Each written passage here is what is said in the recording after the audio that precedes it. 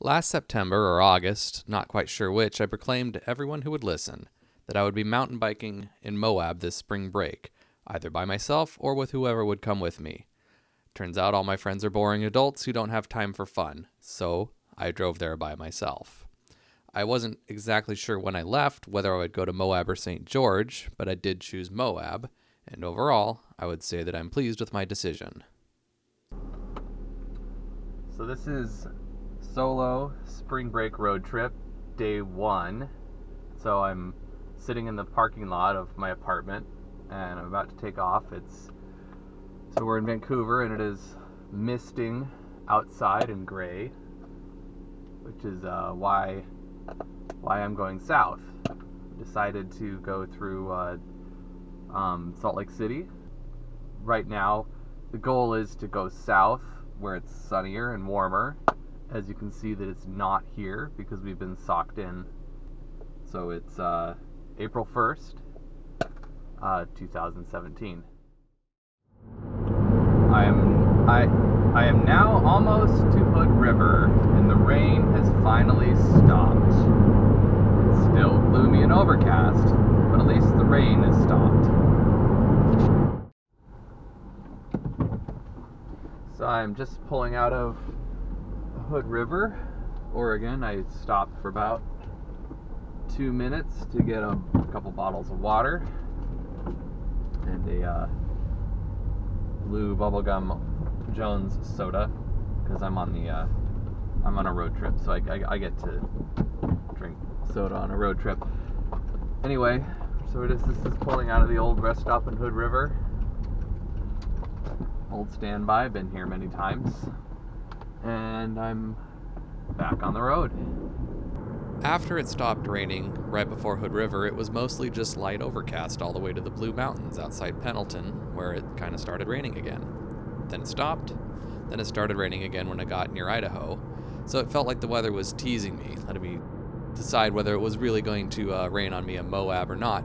It was even raining when I got to Salt Lake City, but there was a pleasant, if unexpected, surprise waiting for me in Idaho.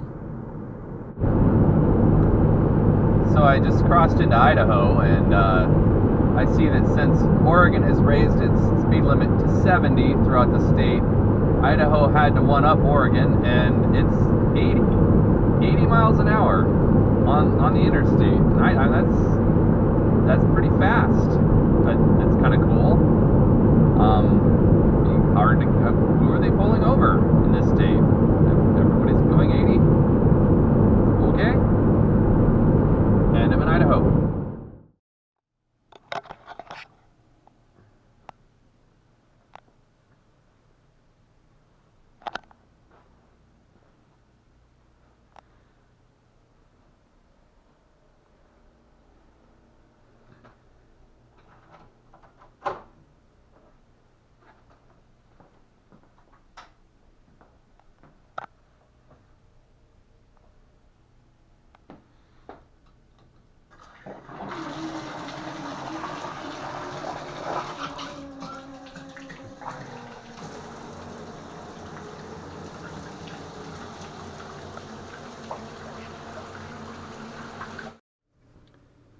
I just woke up in a hotel room in Twin Falls, Idaho. It's a little bit gray, and I guess Shoshone Falls is nearby, so I should probably go look at that. And I'm going to head down for breakfast. Seems like a pretty nice hotel, and I'm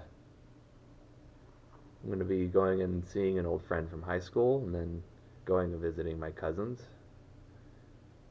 So, looks to be already an action-packed day.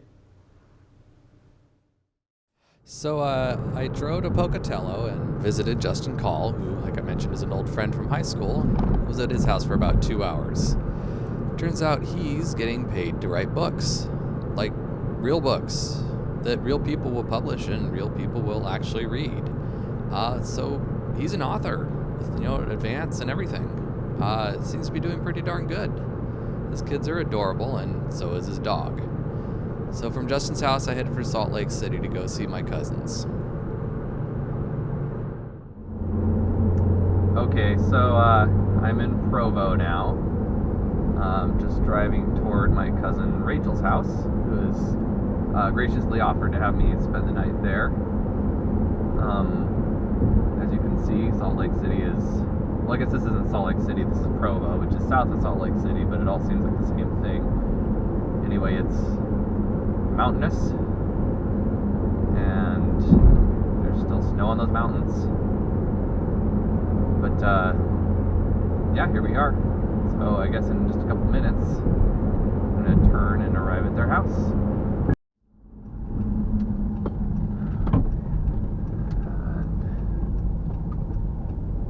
have on the left what look like a bunch of places like university students would live or something.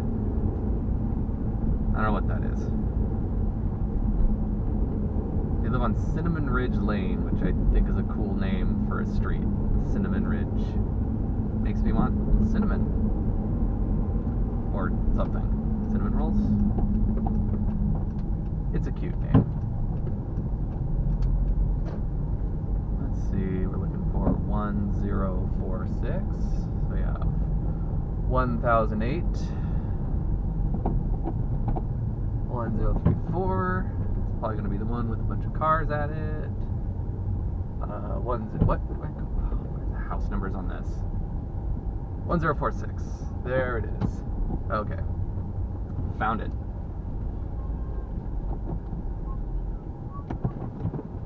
I'm not going to park in their driveway quite yet, although I probably should. Let's find out. 3 of my cousins and their kids were there Sunday night, one of whom was gracious enough to host everyone and to let me sleep in her basement. Thanks, Rachel and Mark. It didn't feel right having a video camera there, so instead you're watching video of 4-year-old Sylvie walking around with my camera the next morning. But the evening was adorable mayhem with kids almost literally flying all over the place. It was good to see family. Their kids are adorable and their families are absolutely adorable. And they even feel like family, even if we hardly ever get to see each other. This one evening with my cousins and their kids did make the whole trip feel worthwhile. I could seriously have turned around and gone home right now and still felt like the trip was a total success. I made the decision Sunday night, though, that I was going to go to Colorado for no other reason but that I'd never been to Colorado. So the next morning I got up pretty late and finally managed to get out of Rachel's house at about 10:30 in the morning and headed for Fruita, Colorado. So I am just leaving a rest area out here on the other side of the Wasatch. I guess, I don't know what the other side of the Wasatch would be. If it's the Wasatch front when you're in Salt Lake, would it be like the Wasatch back out here? Not sure, but I'm almost glad that road has a turn-in lane there, because otherwise I would have caused an accident. Anyhow, looks like according to the GPS, I'll be in Grand Junction at 2:45. It is now 12:44, so I've got about 2 hours of driving ahead of me before getting to Grand Junction, and I'll decide there whether I'm going to go. Well, I'll decide when I get near Moab whether I'm going to stay near there or stay in Grand Junction, Colorado. But as you can see, it's a very different landscape. And the elevation here is about 5,000 feet, and I can feel it. My sea level lungs can definitely feel the elevation. This will make for an interesting bike ride tomorrow.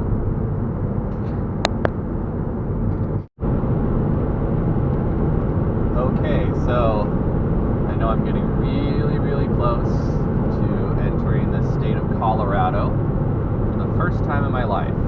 So, it's about time, because I'm 35 and I haven't been to Colorado yet, and yet I seem to like the outdoors. So here it is. Welcome to colorful Colorado.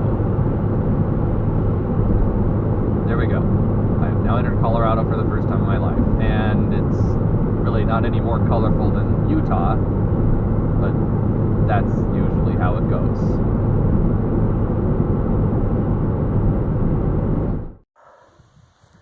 Dude, yeah. This is awesome. That's the Colorado River down there. This is Horse Thief Mesa. Or is it Overlook? I can't remember. Yeah. So it turns out that I did have some friends in Moab after all. They just happened to be there on a slightly different schedule than me. But they saw my posts about going to Colorado, and so they texted me to come join them for a ride in Moab. So we hooked up and rode Porcupine Rim together. We signed up with a company called Porcupine Shuttle, and for $23, they drove us as high as they could get us before the trail was too muddy for melting snow. Our shuttle driver was trying to take us to Upper Porcupine, but we encountered the last shuttle group riding their bikes back down the road because they said it was too muddy, so we rode from the lower shuttle point. Porcupine Rim, and in fact every other trail around here, is like nothing else I've ever experienced.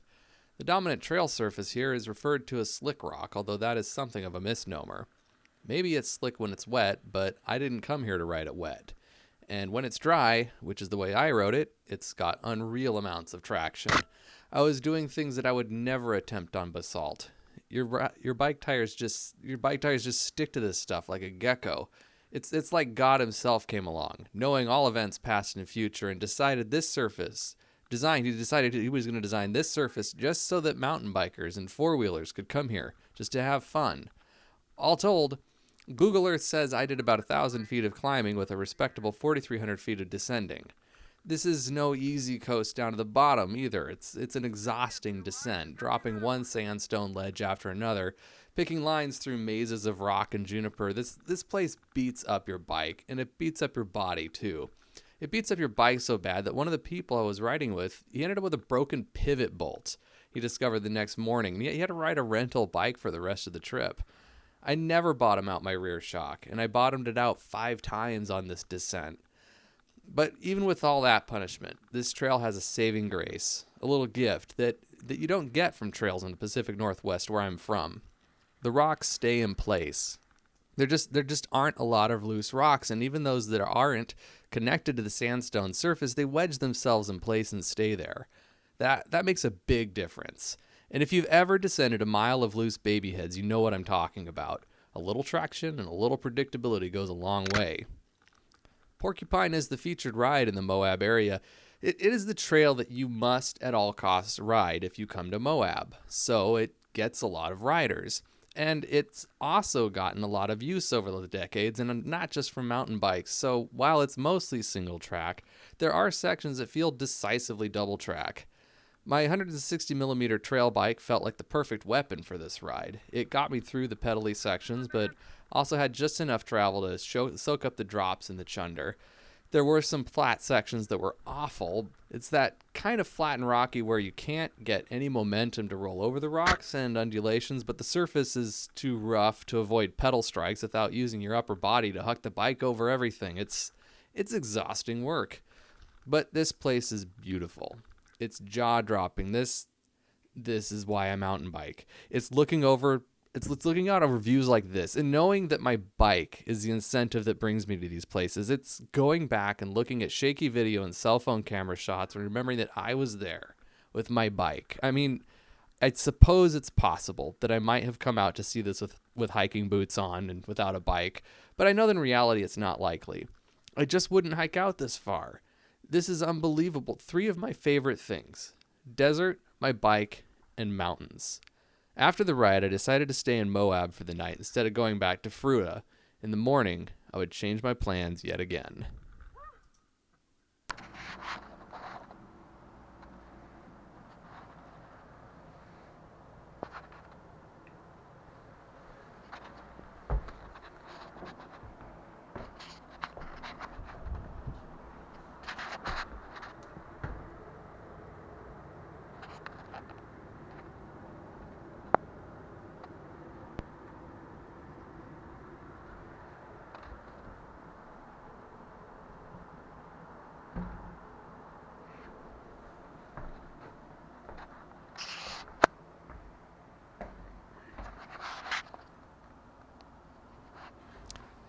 So one of my favorite books is Moby Dick. And I'm not just saying that to be like pretentious and sound smart. I actually did really enjoy that book. And when I found out there was a trail named Captain Ahab, I thought, well, gotta give this trail a try, right? Well, also, one of my friends texted me telling me I needed to ride it. So the next day, while I was waiting for my other friends to arrive at a different trailhead, that as I was looking at the map, I realized it was probably going to be kind of a boring trail for me anyway, just wandering in the desert, I began to feel the siren call of Whale Rock, and heeding the call, I changed my mind and told my friends I would not be riding with them today after all, and I went to go hunt my whale. And I think it was the best decision I made for the whole trip. The scenery, like everything in this valley, was jaw-dropping, gorgeous, worthy of the greatest superlatives ever uttered. The ride itself started with some much-needed climbing, because I had done very little climbing at this point. It was up a relatively new trail that they call Himasa, and it replaces an older climb that was up a Jeep road that was called Amasa Back. I don't mind a little climbing, especially if the scenery is like this. It was about 55 degrees, and the air was so dry that the wind evaporating my sweat made my forehead so cold that it gave me a headache. Strava says I climbed about 1,400 feet. Not bad for a valley kid, like trying to ride at 5,000 feet elevation, although it feels like much more, again, because of the elevation. But the top of Himasa was not the end of the climbing, as I still had a bit more climbing to get to the top. But the views from the rim down into the valley were once again stupendous, this time into a different valley. There was something that looked like a uranium processing facility or something down there. I'm not sure. It had smokestacks. The trail is called Captain Ahab because it brings you close to Whale Rock, but the flow of this trail definitely so evokes the feeling of what a Nantucket sleigh ride must feel like. And a Nantucket sleigh ride is when your rowboat, if you're a whaler, right, and if you're whaling in the 19th century, Nantucket sleigh ride is when your rowboat gets towed by the harpoon line of the whale you just stabbed, trying to dive down and take you and your boat with it. So you would know this if you'd read Moby Dick. Well, anyway, the trail is at intervals fast and flowy, fast and choppy, pedally and choppy, and sometimes you just have to get off the bike and try again. This one's like all sandstone. There was hardly any dirt surface. Very different than Porcupine Rim, because there just is so much sandstone and like rocks piled in places in order to make the lines work. It was interesting, and you had to follow. There are these awesome blue markers that lead the whole way. Like, you've got to follow these blue markers. That's how they make the trail. They don't have to like cut out trees. They just paint it on the sandstone. Many sections of the trail contain that massive pucker factor you get when your safest option is to hold onto the bars, stay off the brakes, and hope you don't screw it up. That's what I mean by the Nantucket sleigh ride comment. You're not always the one in control on this trail, and trying to hold back won't save you. That isn't to say that some sections aren't walkable, but you're sure not going to get an easy ride around if you need a sissy line. The sun was strong up here, and every part of my body that I missed with either sleeves or sunscreen got sunburned in short order. Mostly the back of my calves. I sunburned the back of my calves for first time I've never sunburned the back of my calves, but I did not know that was a thing. Anyway, the air is thin, the sun is strong, so anything exposed will be burned. The bottom section of the trail hugs the side of a canyon that drops precipitously to the creek below, and it's rough, rocky, scary, and absolutely a total blast. When I got to the bottom of the trail, a couple of strangers were just there, a couple of guys at the bottom of a trail, and they asked, "How was it?" "Dude," I said. Just, dude. They nodded in agreement, then went back up for a second run at it. I was in a time crunch. I had to get to Twin Falls by nightfall. I reluctantly rode back to the car. This summer. I will come back to ride Burro Pass this summer. It must be done. It will be done. And when I come back, I will ride Captain Ahab again.